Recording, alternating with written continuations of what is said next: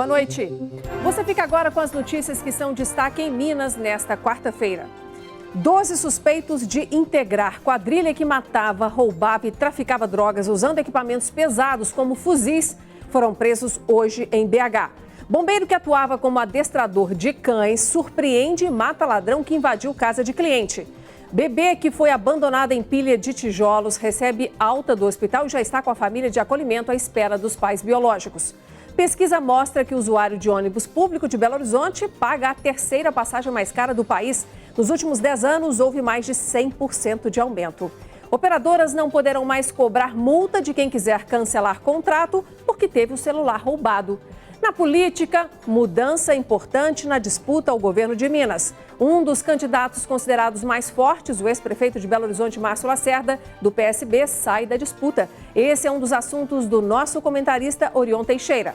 Estudante mineira segue confiante em competição que vai escolher o melhor profissional da área no país e que representará o Brasil na Rússia ano que vem. Mais informações sobre essas e outras notícias a partir de agora.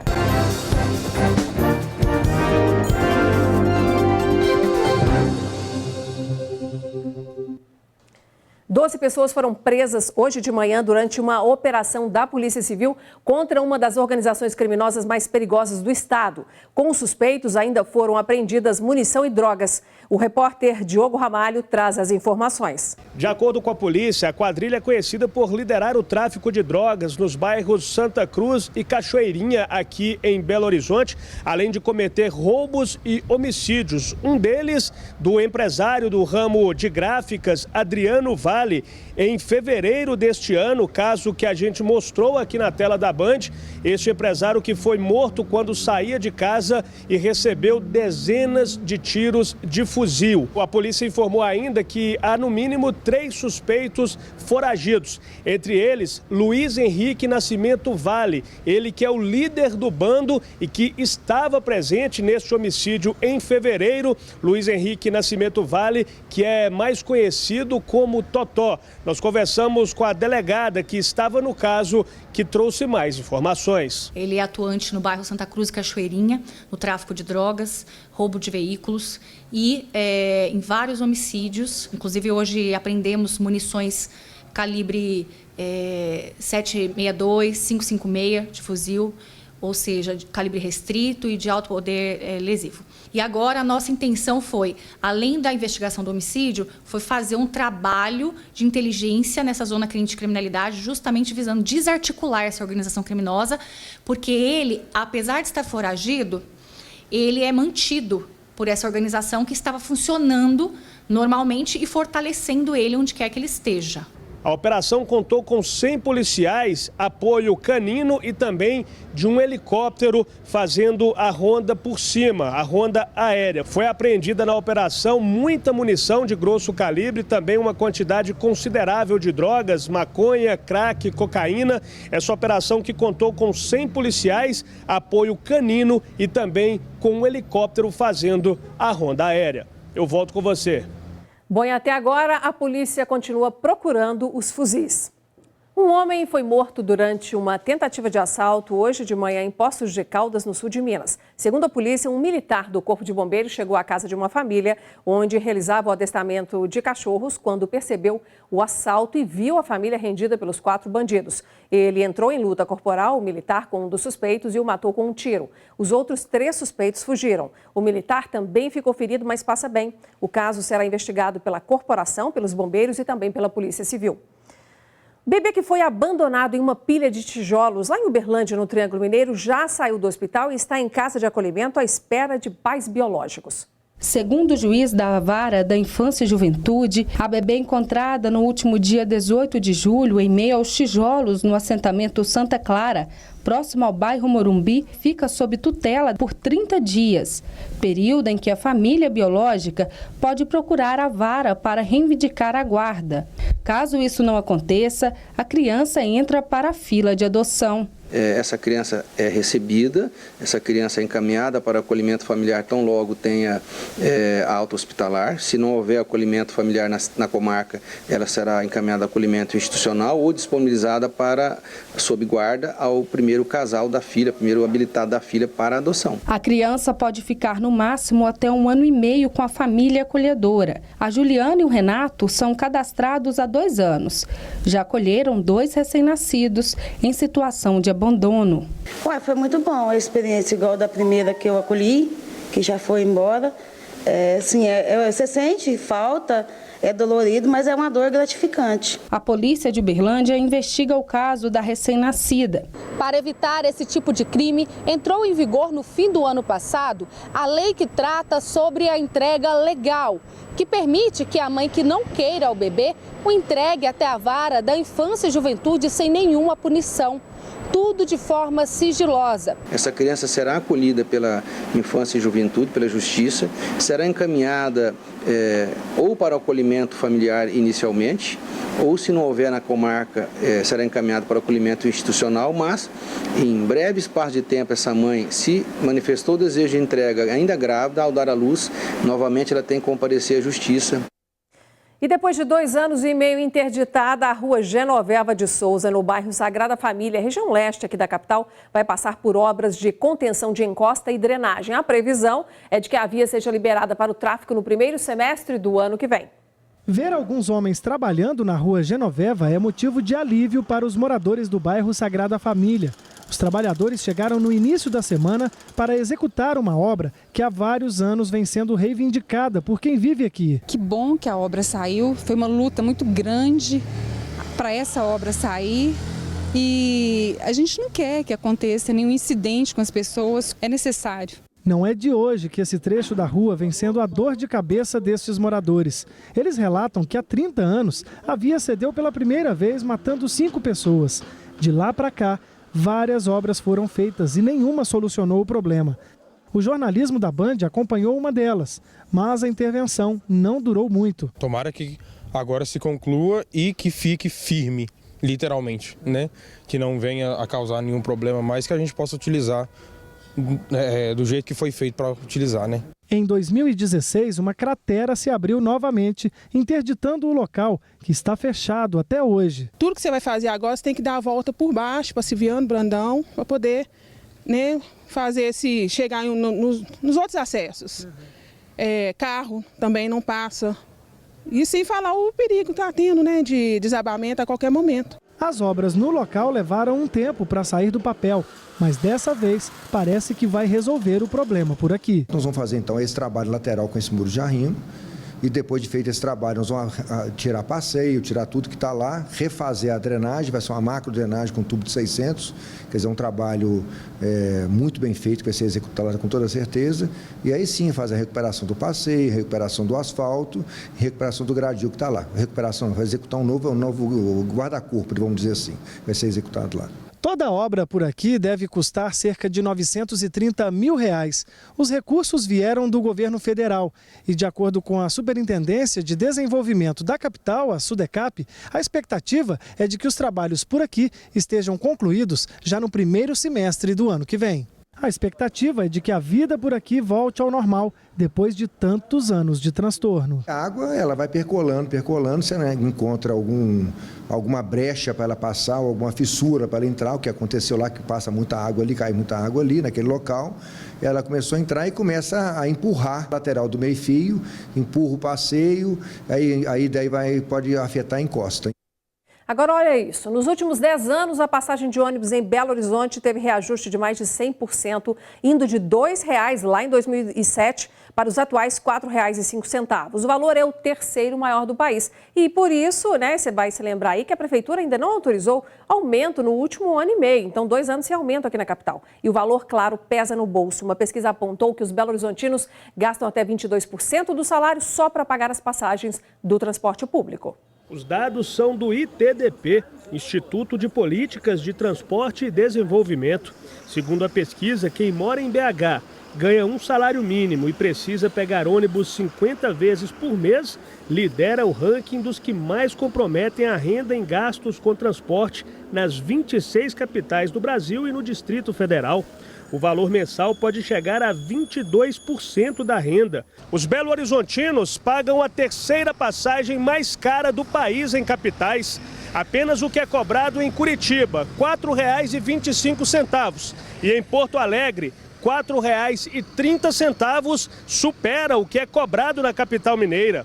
A Prefeitura de BH está realizando uma auditoria em todo o sistema. Sair com uma auditoria nesse momento é dar apenas uma satisfação, uma resposta à insatisfação pública. Independente do que saia, existe um monopólio. A solução é simples. Nós precisamos da quebra de monopólio, nós precisamos de mais concorrência. Segundo a BH Trans, as tarifas são corrigidas de acordo com a aplicação de índices de variação dos preços referentes a óleo diesel, veículos, rodagem, mão de obra e outras despesas. A única forma de redução de preço e melhoria de qualidade vem por via de aumento de concorrência. O cidadão fica preso, amarrado a um único provedor. Em 10 anos, o preço da passagem de ônibus na capital mineira sofreu reajuste de 103%, saltando de R$ 2,00 para R$ 4,05, que é o preço atual.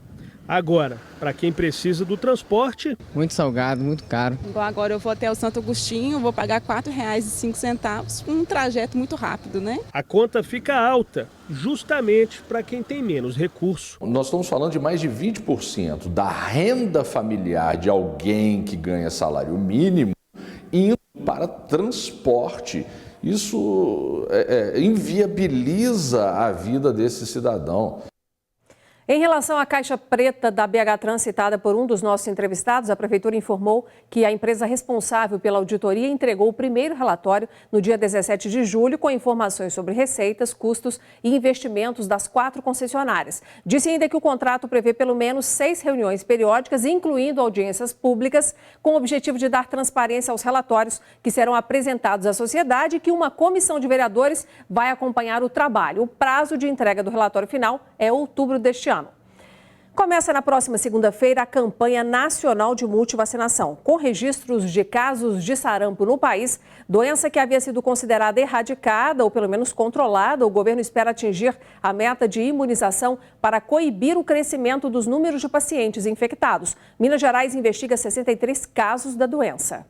O sarampo é uma doença altamente contagiosa que pode levar à morte e é mais comum na infância. Os sintomas começam com febre, manchas avermelhadas que se espalham pelo corpo, além de complicações respiratórias e oculares. Em Minas Gerais não há registro de sarampo. 63 casos suspeitos ainda estão sendo investigados, mas o país enfrenta surtos da doença, a exemplo de Roraima e Amazonas. Os 2 estados do norte do país somam 791 casos confirmados da doença e 3 mortes em decorrência do sarampo. A cobertura vacinal em Minas neste ano está um pouco acima dos 60%. A meta de cobertura no país é de 95%. Para que a meta seja alcançada e que seja evitada a doença em Minas, terá início no próximo dia 6 de agosto a campanha de multivacinação contra sarampo e poliomielite, além da atualização da caderneta de vacinação. Como tem havido a queda de imunização em crianças, o foco da campanha são as com idade até 5 anos. Mas os jovens e adultos também devem ficar atentos. A nossa indicação para a população que tem até 29 anos de idade é a necessidade de 2 doses da vacina a tríplice viral, que é a vacina para sarampo, né? Das pessoas com 29 até 49 anos de idade, a necessidade de pelo menos de 1 dose ao longo de toda a vida. E acima de 49 anos de idade, não tem recomendação. Pelo fato de que essas pessoas já tiveram exposição e contato com o vírus sarampo em momentos anteriores. A campanha vai até o dia 31 de agosto em todos os postos de saúde e o Dia Nacional de Vacinação será no próximo dia 18. O subsecretário de Vigilância e Proteção à Saúde ainda faz um alerta para quem pretende viajar para áreas com surto da doença. As pessoas que vão se deslocar para as áreas com transmissão e tenham necessidade de algum reforço, é importante que essa vacina seja feita 10 dias antes dessa viagem. A partir de agora, as operadoras não poderão mais multar quem desejar cancelar contratos e nem poderão cobrar mensalidade após o cliente avisar que teve o aparelho celular roubado. A decisão da Justiça proíbe que as operadoras multem os usuários que rescindirem seus contratos e cobrem as mensalidades a partir do desaparecimento dos telefones. O Ministério Público Federal chegou a pedir à Anatel que fizesse algumas mudanças para melhorar a eficiência dos canais de comunicação das operadoras com os consumidores e a negociação da cobrança de multas quando o serviço fosse cancelado por motivo de perda, roubo ou furto do aparelho celular. Como o pedido foi negado, o Ministério Público ajuizou a ação, solicitando a regulamentação de critérios para evitar abusos. Para essa especialista em direito do consumidor, a mudança tira o consumidor da desvantagem. Primeiro ele perde um bem. Em seguida ele é vitimado pela operadora com a multa que muitas vezes é alta, é assustadora, porque ele não está mais recebendo o serviço. Então ele quer rescindir o contrato. A decisão não determina quanto tempo a Anatel tem para editar a regulamentação com definição de prazos e critérios para as operadoras. Mas, segundo a especialista, os advogados já estarão amparados pela nova lei. Os advogados devem invocar a decisão do tribunal, sabe? Nos processos em defesa do consumidor. As associações de defesa do consumidor, associações civis, PROCONs, juizados especiais, todos que estão envolvidos nesse movimento consumirista devem pronunciar, exigir, mobilizar. Atualmente, as reclamações contra as operadoras de telefonia celular ocupam os primeiros lugares nos órgãos de defesa do consumidor.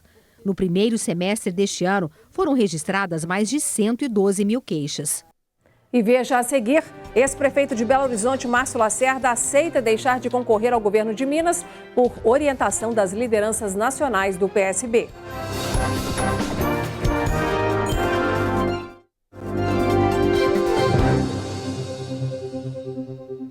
Inquérito que investiga o governador Fernando Pimentel por suspeita de crime de corrupção passiva e que também investiga o deputado federal Gabriel Guimarães por lavagem de dinheiro, ambos do PT, foi enviado pelo Supremo Tribunal Federal à Justiça Federal em Minas Gerais. A decisão foi tomada no dia 29 de junho, mas só foi divulgada no Diário da Justiça Eletrônico hoje por causa do recesso do Judiciário. A investigação começou após delação premiada do executivo da JF, Ricardo Saldi. De acordo com a Procuradoria-Geral da República, o governador teria recebido em 2014 R$3 milhões e 600 mil para favorecer os interesses da empresa quando era ministro do Desenvolvimento, Indústria e Comércio Exterior. O processo foi enviado aí para Minas porque o suposto crime não teria ocorrido durante o mandato atual de Fernando Pimentel. O advogado do governador afirmou que a decisão do STF chegou aí com atraso e que a defesa já havia solicitado a baixa do inquérito para a primeira instância. A defesa do deputado Gabriel Guimarães aguarda a chegada dos autos na primeira instância, quando então vai se posicionar sobre o assunto. E o nosso tema agora é política, mais ainda, e com foco nas eleições 2018 para o governo de Minas. O comentarista Orion Teixeira já está conosco para analisar as notícias mais recentes. Boa noite, Orion. Boa noite, Inácia. Boa noite a todos. Bom, Orion, a gente vai começar aqui com a notícia mais quente do dia, viu? O pré-candidato Márcio Lacerda, do PSB, considerado por especialistas um dos nomes mais fortes na disputa ao Palácio da Liberdade, não vai mais concorrer. A decisão ainda não oficial saiu após uma reunião entre o presidente nacional do PSB, João Carlos Siqueira, realizada hoje em Belo Horizonte. Orion, o Lacerda sai da disputa por quê? Inácia, são reviravoltas que só acontecem na hora da verdade. Ele sofreu uma intervenção nacional da direção do PSB aqui em Minas. Então, ele não poderá mais ser candidato a governador e só resta ele agora. Ele que estava disputando e buscando ser uma terceira via, estava no terceiro lugar das pesquisas e só poderá ser agora candidato a senador na chapa de reeleição do governador Fernando Pimentel. Eu tive a informação de que ele já buscou agendar o encontro com a ex-presidente Dilma Rousseff, que também vai disputar o Senado pela chapa do PT, para fazer uma dobradinha. Dilma o levaria para o interior, ele a conduziria na região metropolitana, onde foi prefeito aqui de Belo Horizonte. Então, a Dilma daria uma forcinha para o prefeito. Agora, Orion, que outras consequências que essa desistência do Lacerda para concorrer ao governo de Minas pode trazer para outros partidos?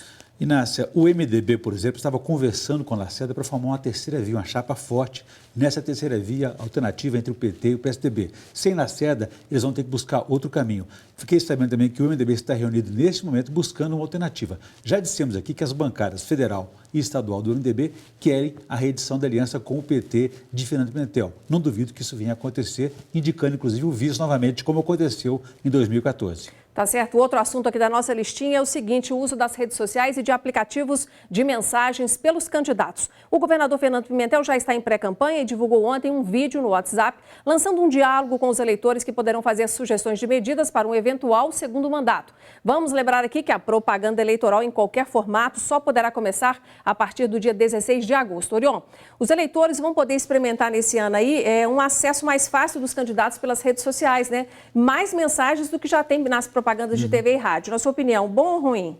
Inácia, isso vai trazer mais oportunidade de diálogo, participação e envolvimento dos eleitores. Eles serão até incentivados a fazerem doações de dinheiro para os candidatos, a chamada vaquinha virtual, o financiamento coletivo. Ora, se o candidato, se o eleitor passa a fazer essa doação em dinheiro, ele vai além do voto, ele vai participar mais da campanha desse candidato. Já que financiamento pelas empresas está proibido esse ano, está vetado. Proibido. E a gente volta a falar aqui da ex-presidente Dilma Rousseff, que já é considerada aí por especialistas o nome mais forte para representar Minas nas eleições para o Senado deste ano. E o senador Aécio Neves, também outro nome forte. Orion, a votação para o Senado seria aí mais previsível, né? Mais fácil de prever o resultado do que as outras? Não é bem assim, Nácia, mas a verdade é que é uma disputa muito dura, são mais de 3 a 4 milhões de votos. Mas por termos 2 vagas, amplia-se aí as chances dos candidatos que são mais conhecidos, são mais favoritos. Dilma já foi presidente da República, é muito conhecida em quase todo o país, em todo o país, lógico. Então ela poderia ter chance em quase a maioria dos estados. Em Minas Gerais,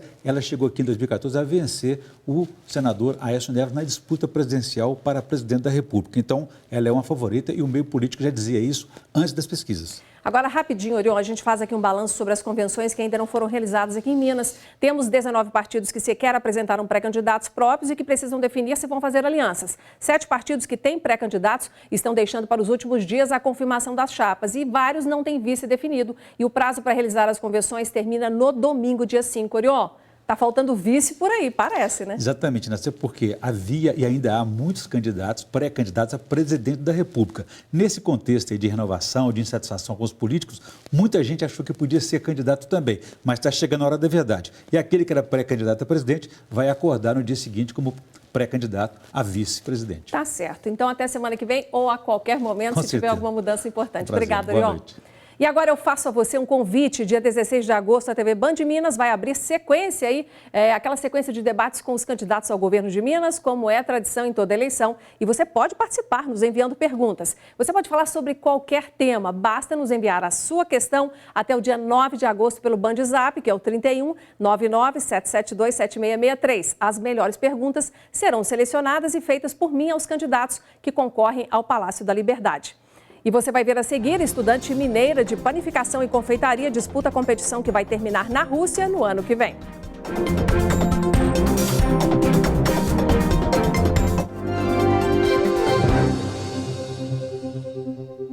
Estudantes de panificação e confeitaria de todo o país estão participando de uma competição que vai escolher o melhor profissional da área para representar o Brasil na Rússia ano que vem. Nós conversamos com a representante mineira que está confiante. Bate a massa, confere a temperatura do forno, amassa daqui, monta dali, pincela também. Tempo passando, corre para todo lado. Nada disso, Ana Paula Padrão. Mais uma temporada do MasterChef já acabou e aqui tá rolando uma competição de panificação. É a Olimpíada do Conhecimento, organizada pelo Senai. E olha, os 9 competidores já venceram em seus estados. Eles estão disputando aqui uma espécie de título brasileiro. E o campeão vai para longe, viu? O melhor competidor brasileiro para fazer parte da delegação brasileira rumo a Kazan 2019, que é o torneio internacional chamado World Skills Competition, onde o Senai prepara os jovens representando o país para ser os melhores do mundo. No total, são 4 dias de competição, vários tipos de panificações apresentadas e 9 jurados rigorosos. um de cada estado finalista. É avaliado textura, sabor, aroma, se a modelagem foi feita corretamente, se teve inovação, criatividade. Então, além da aparência do produto, tem vários critérios que são avaliados para realmente selecionar o melhor produto, o melhor competidor. Como a prova foi dividida em 2 turmas, a Bruna ainda não colocou a mão na massa nessa prova de escultura. Ela é a campeã mineira, tem adversários de altíssimo nível, mas quer fazer bonito jogando em casa. As pessoas estão torcendo por mim aqui, de uma certa forma, né? Porque todo mundo é daqui de casa, é mineiro. É claro que todos querem vencer, mas a experiência de estar na competição já é um prêmio individual. Eles têm aqui técnicas que são extremamente diferenciadas de dos outros concorrentes, né, da idade deles. No final da prova de hoje, quase todos conseguiram entregar uma escultura feita com pães e croissants. Tá achando que foi fácil? A Carolina, de Brasília, teve até uma queda de pressão. Precisou de atendimento, mas foi só um susto. Tudo certo com ela e com a escultura. Os jurados avaliaram e aí, bom, o resultado só sexta-feira. E se você ficou curioso, é só acessar o site noticias.portaldaindustria.com.br e conferir quem vai ser o representante do Brasil na Rússia no ano que vem. Boa sorte para a Bruna. E agora eu quero renovar aquele convite para você nos contar o que está acontecendo aí perto de você, que anda te tirando o sono. É o 3199-772-7663, nosso BandZap, para você se comunicar conosco, combinado? Nosso jornal fica por aqui. Obrigada pela sua atenção hoje, mas amanhã estaremos de volta. Até lá.